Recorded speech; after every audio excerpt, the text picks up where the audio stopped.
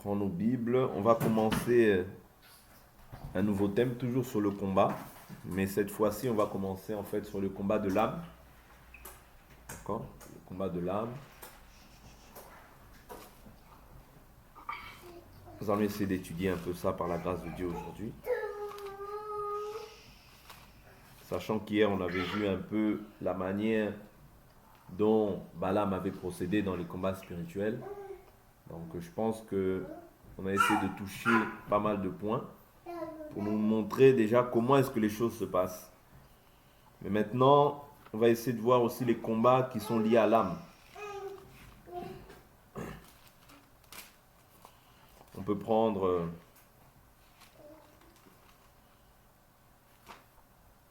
le livre de Job. On peut prendre le livre de Job, on va prendre plusieurs écritures. Surtout Job, parce que Job, il a eu vraiment beaucoup de combats face à son âme. Prenons l'écriture de Job au chapitre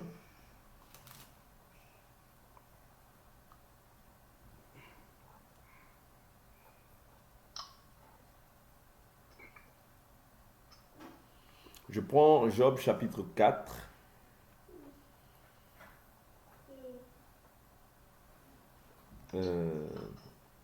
Moi-même, je prends le chapitre 3. Après cela,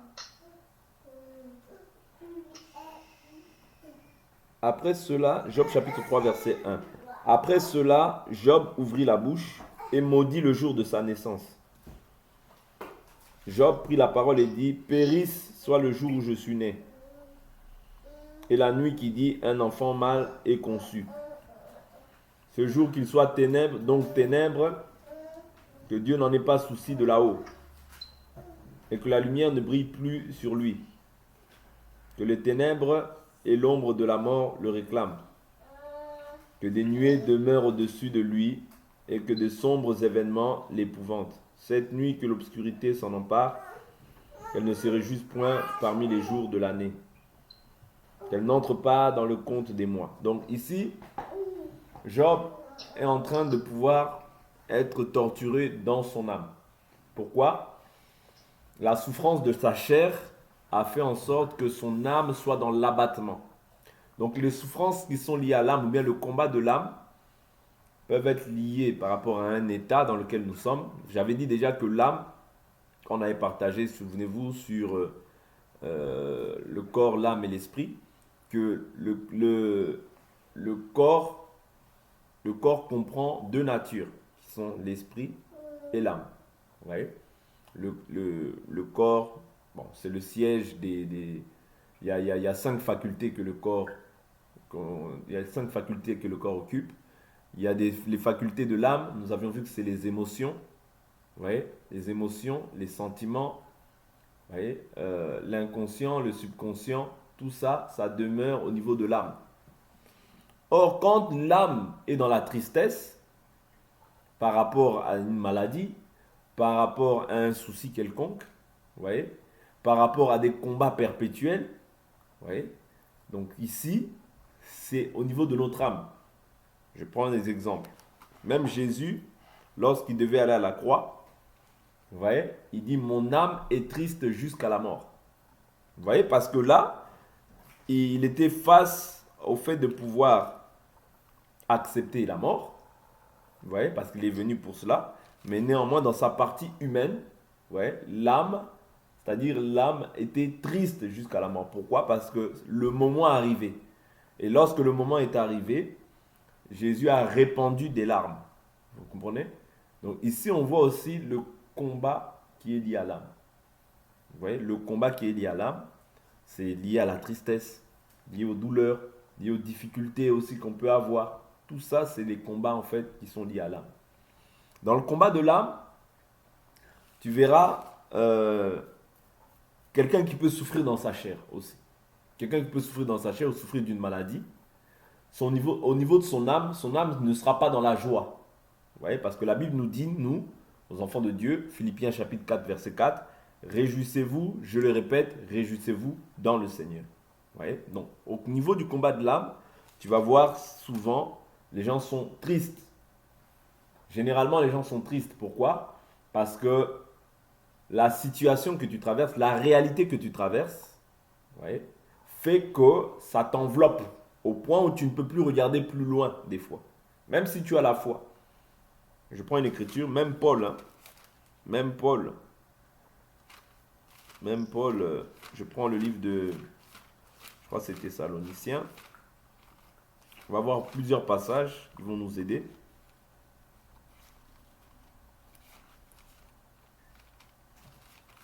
On va voir plusieurs passages qui vont nous aider. Paul il dit que nous désespérions même de garder la vie. Je crois que c'est le livre de Thessaloniciens. Je prends l'écriture rapidement.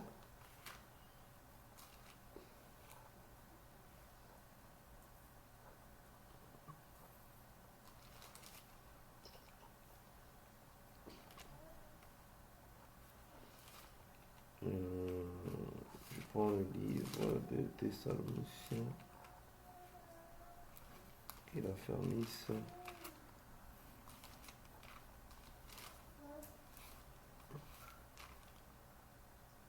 Je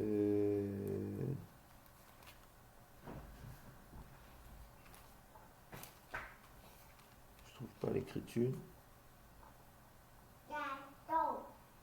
Bon, je vais prendre une autre écriture. Je prends une autre écriture, 2 Corinthiens, chapitre 13. Ça, c'est à peu près la même chose. 2 Corinthiens, chapitre 13.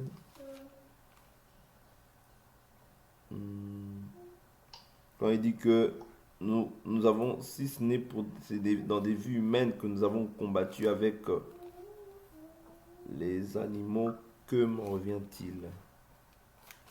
Je crois que c'est 1 Corinthiens ou c'est 2 Corinthiens. Voilà. 1 Corinthiens chapitre 15, verset 31.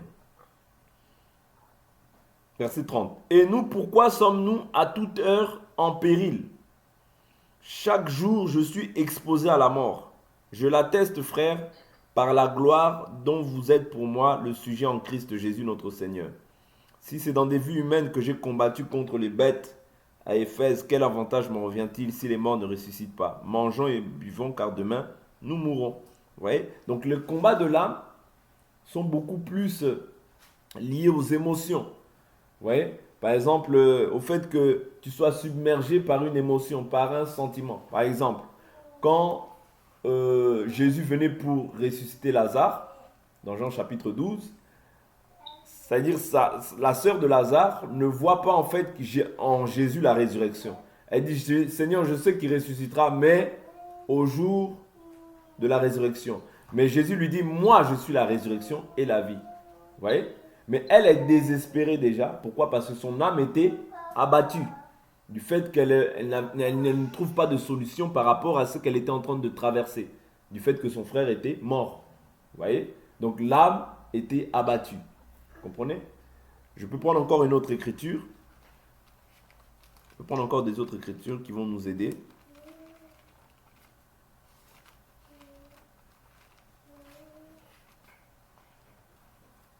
Je prends une autre écriture qui va nous aider à comprendre en fait les combats de l'âme. Je prends par exemple Actes des Apôtres. Actes des Apôtres, chapitre... Actes des Apôtres, chapitre... Prenons le chapitre... Chapitre 9. Voilà, chapitre 9. Actes des Apôtres, chapitre 9.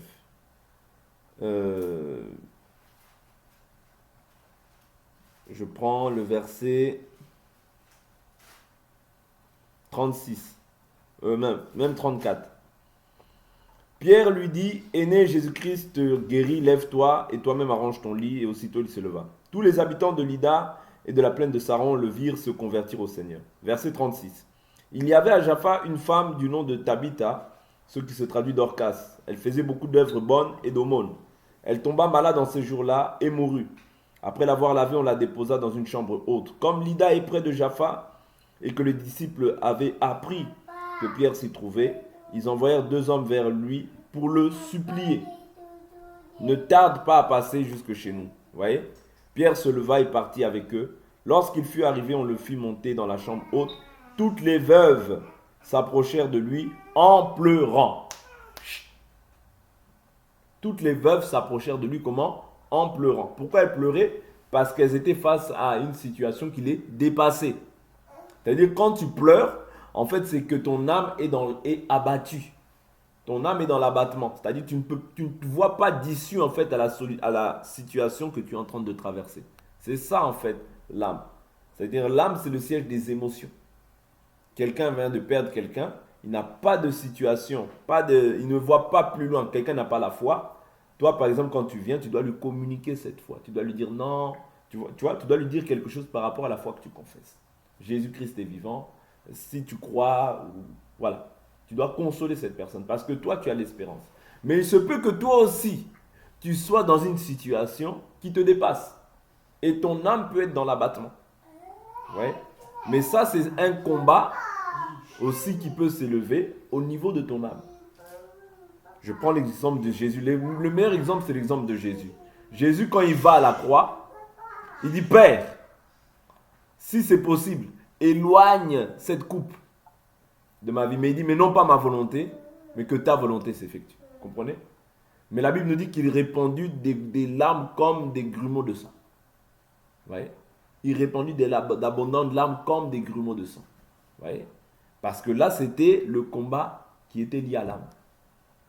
C'est-à-dire le jour de la mort arrivait. Vous voyez? À son terme. Donc là, il fallait en fait accepter de se charger de sa croix. Voyez, les combats de l'âme existent. Tu peux être dans une maladie comme Job, tu peux traverser des difficultés comme Job, et des fois tu ne vois, c'est-à-dire tu peux avoir même l'espérance, la parole, l'enseignement, mais des fois en fait ton âme est tellement affligée, tellement abattue, tellement déprimée, détruite, que tu n'arrives plus à voir plus loin, c'est-à-dire tu n'arrives plus à voir l'espérance que la parole donne par les Écritures. Vous comprenez? C'est ça les combats de l'âme. Vous voyez? C'est toujours des combats spirituels, mais qui se situent beaucoup plus au niveau des émotions, des pensées, des sentiments, de l'inconscient, du subconscient. Vous voyez? Tu peux être là, par exemple, tu te réveilles, vous voyez? Ton âme est abattue. Ton état, c'est-à-dire ta manière dont tu t'es endormi, la manière dont tu t'es levé, c'est différent. Tu as changé d'humeur, un changement d'humeur. D'autres, aujourd'hui, vont appeler ça des sauts d'humeur. Et nous comprenons aussi que par rapport aux Écritures, on comprend que c'est aussi les liens de l'âme. Ouais. Dans l'âme, il y a beaucoup d'émotions. Voilà pourquoi tu peux voir quelqu'un qui est bien, mais la minute d'après, peut-être, je ne sais pas, il change de caractère ou bien il est comme quelqu'un de lunatique. Vous voyez? Dans le monde, ils appellent ça le lunatisme, être lunatique. Mais nous, dans la foi, nous voyons ça aussi comme les combats de l'âme. C'est très important. Vous voyez? De comprendre ces choses-là, que ces choses-là existent, c'est réel.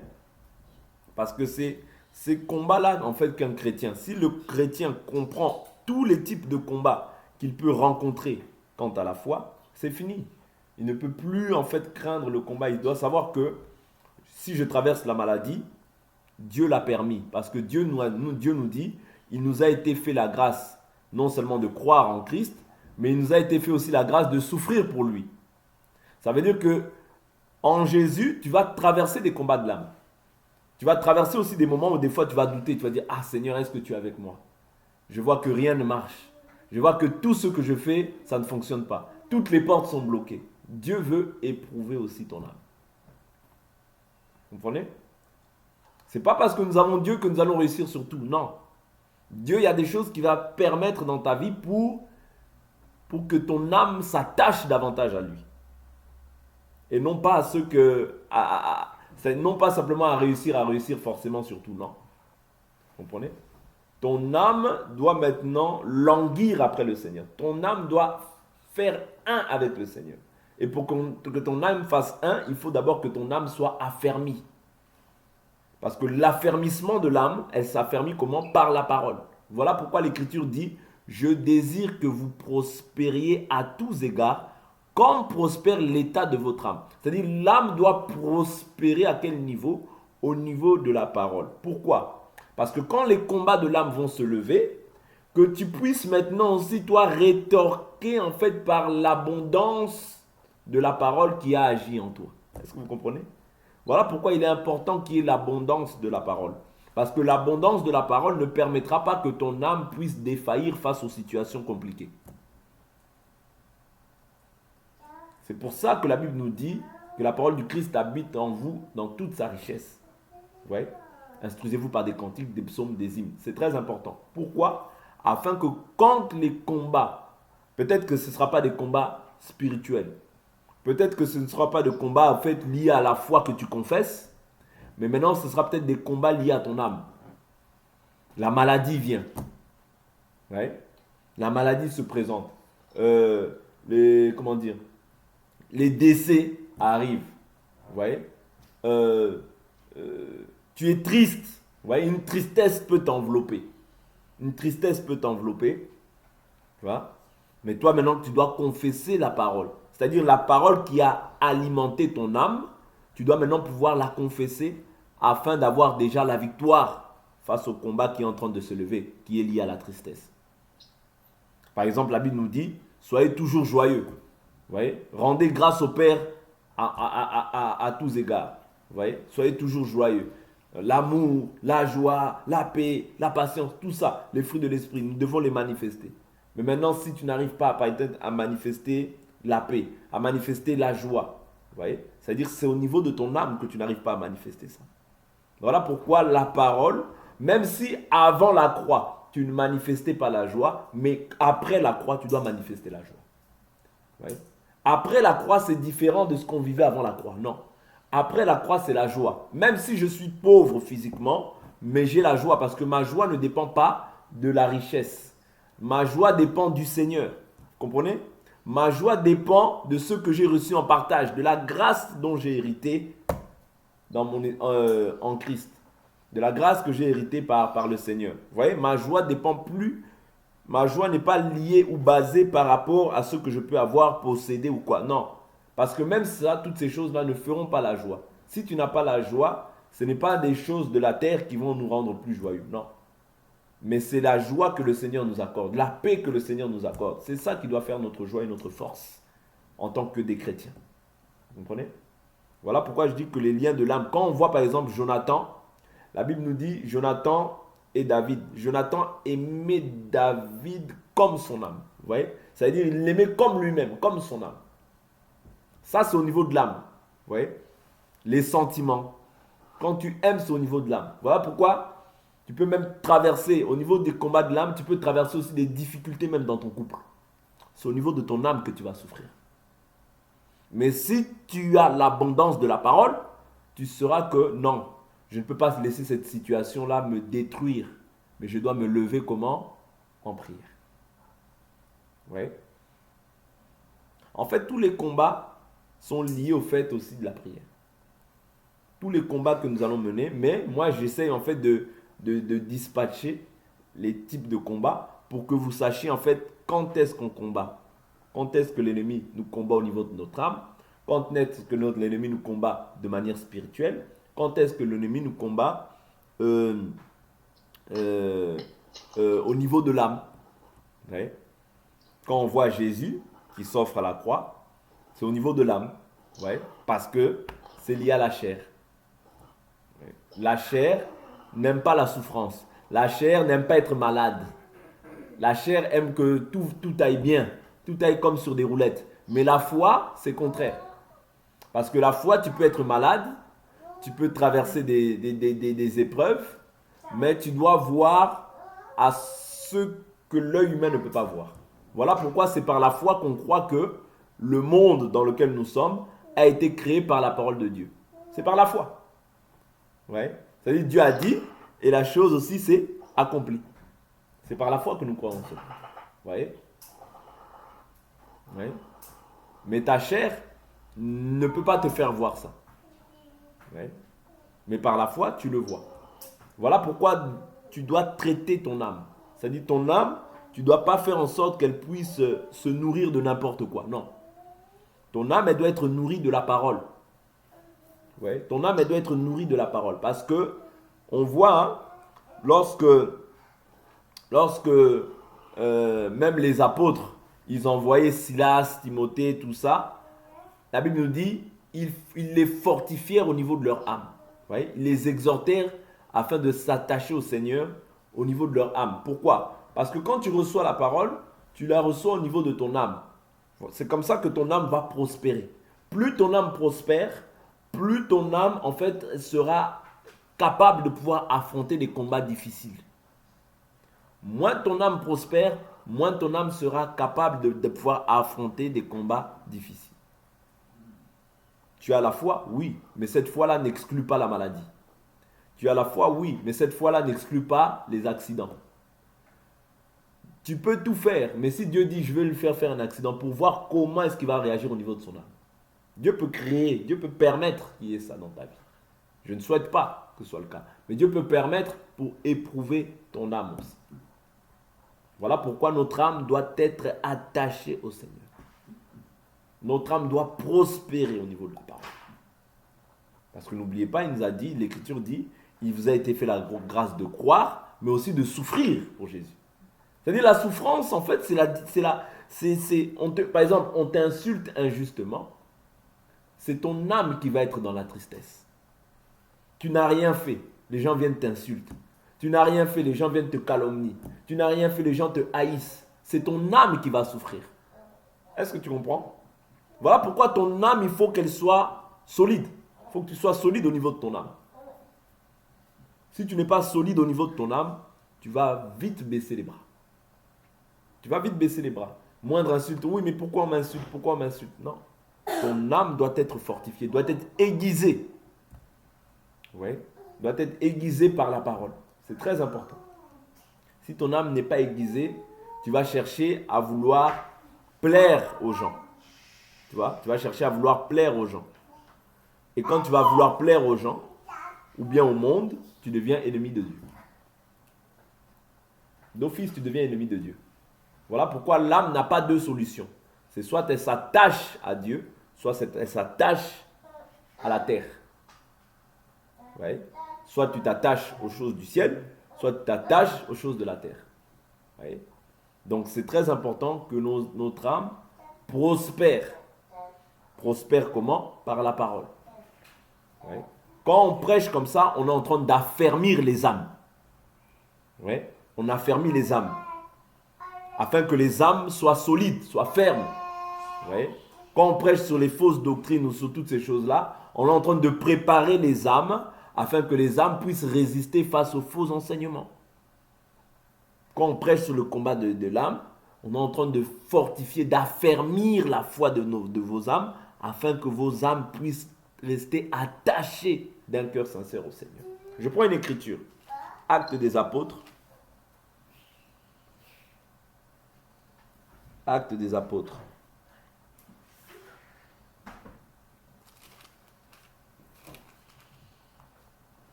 Actes des Apôtres.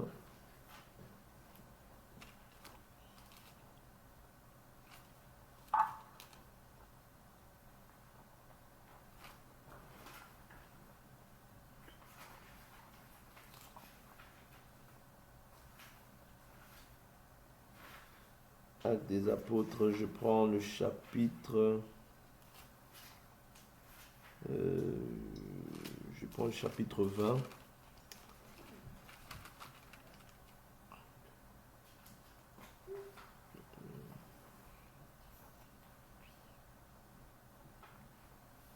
Voilà, je prends le Actes des Apôtres, chapitre 15, verset 30.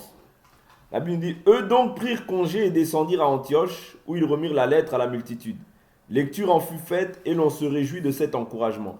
Jude et Silas, qui étaient eux-mêmes prophètes, exhortèrent les frères et les affermirent par de nombreux discours. Au bout de quelque temps, ils furent congédiés en paix par les frères, retournés vers ceux qui les avaient envoyés. Vous voyez?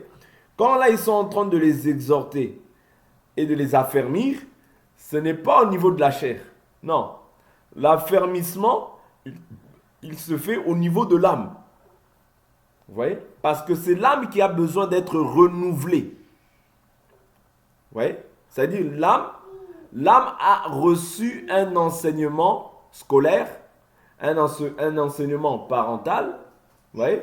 Mais maintenant, dans le Seigneur, c'est-à-dire Dieu doit faire un travail au niveau de nos âmes afin que nous puissions maintenant penser comme Dieu. Nous puissions avoir la pensée de Dieu. Vous voyez? Donc ça, c'est au niveau de l'âme. Voilà pourquoi c'est très important. Je prends encore une autre écriture. Je prends une autre écriture. Je prends le livre de Actes des Apôtres toujours. Actes des Apôtres toujours.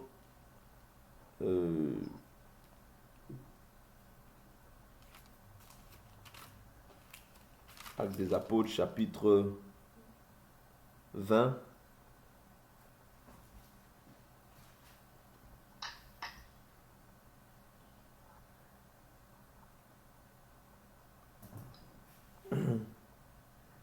J'apprends sans dissimuler, je vous annonçais, enseigner publiquement dans les maisons.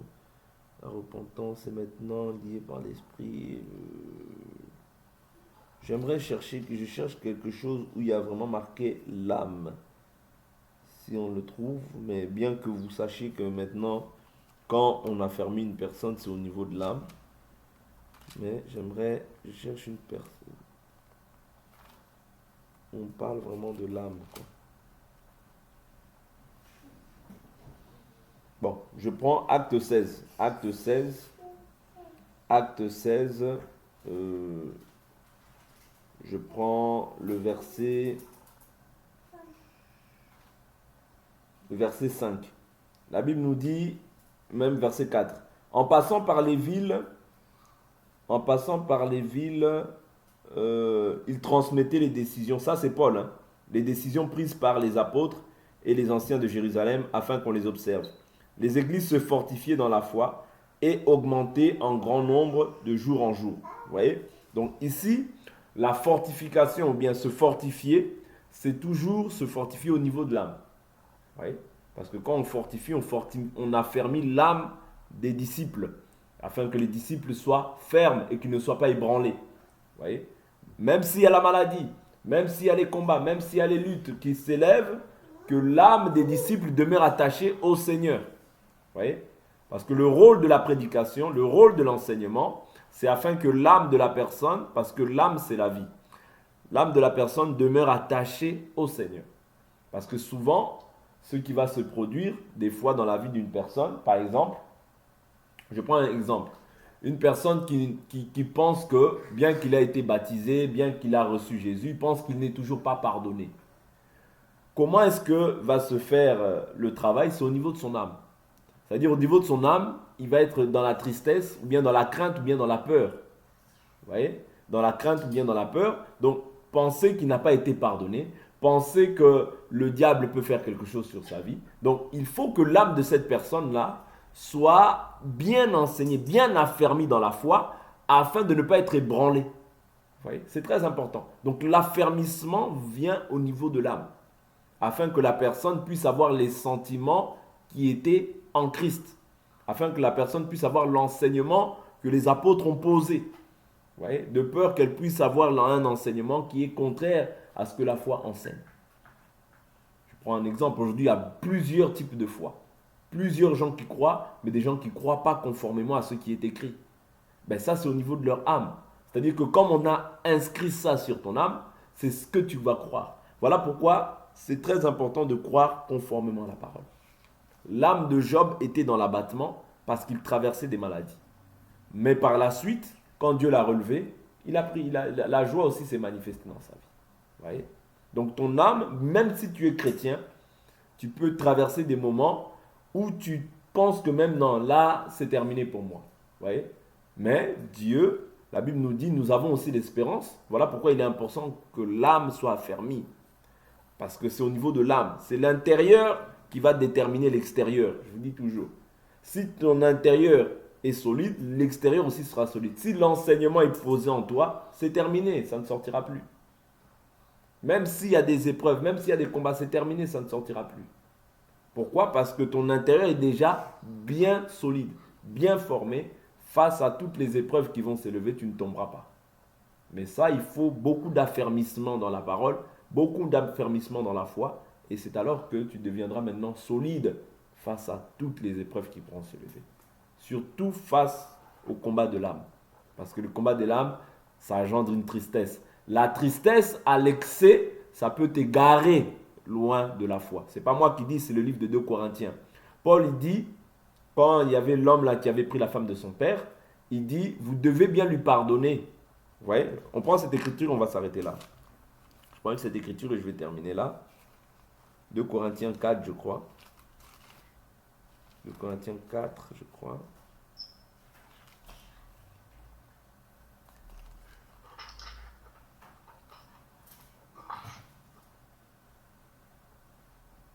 Euh,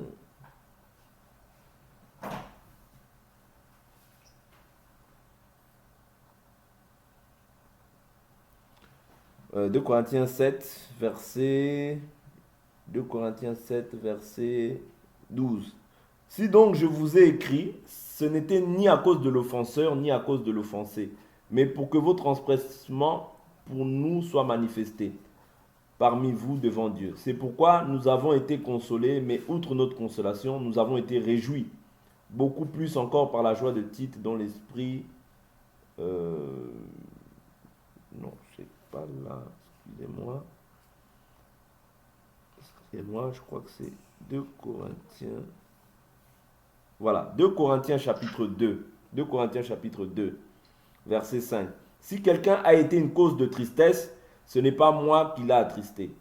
C'est vous tous, du moins en partie, pour ne rien exagérer. Il suffit pour cet homme du blâme. Pourquoi? Parce qu'il avait été blâmé par rapport à la manière dont il avait agi. Vous voyez? Qui lui a été infligé par le plus grand nombre, en sorte que vous devez bien plutôt lui pardonner. Pourquoi? Il dit, et le consoler, de peur qu'il ne soit accablé par une tristesse excessive. C'est-à-dire, comment est-ce qu'il va être accablé par une tristesse excessive? C'est au niveau de son âme. Ça veut dire, si on le blâme, on continue à blâmer quelqu'un. Tu comptes, par exemple, quand tu fais un reproche à quelqu'un, tu le reprends et après on passe. C'est ça un enfant de Dieu. Tu reprends une personne avec douceur et après tu passes. Mais quand tu continues à rester dans le blâme, tout le temps, qu'est-ce que ça va créer? Ça va créer une tristesse excessive dans la vie de la personne. Et la Bible nous dit quoi? Je vous exhorte donc à faire prévaloir l'amour envers lui, car je vous ai écrit afin de savoir si vous êtes, en vous mettant à l'épreuve, si vous êtes obéissant en tout. Or, à qui vous pardonnez, je pardonne aussi. Vous voyez? Donc ici, la tristesse à l'excès peut faire qu'une personne puisse s'éloigner aussi de la foi. Voilà pourquoi quand on blâme une personne, quand on reprend une personne, ce n'est pas la peine de pouvoir le reprendre à tout moment. Non, ce n'est pas ça. L'amour voudrait aussi que je blâme, je condamne l'acte, mais je fais prévaloir toujours l'amour. C'est très important. Parce que la personne peut s'attrister à l'excès. Or, quand une personne s'attriste à l'excès, il peut s'éloigner de la communion, même avec le Seigneur. Vous voyez? Donc, la volonté de Dieu, c'est qu'aucune de ces brebis ne se perde. N'oublions pas les principes de la foi, c'est très très important. Donc, on va s'arrêter là.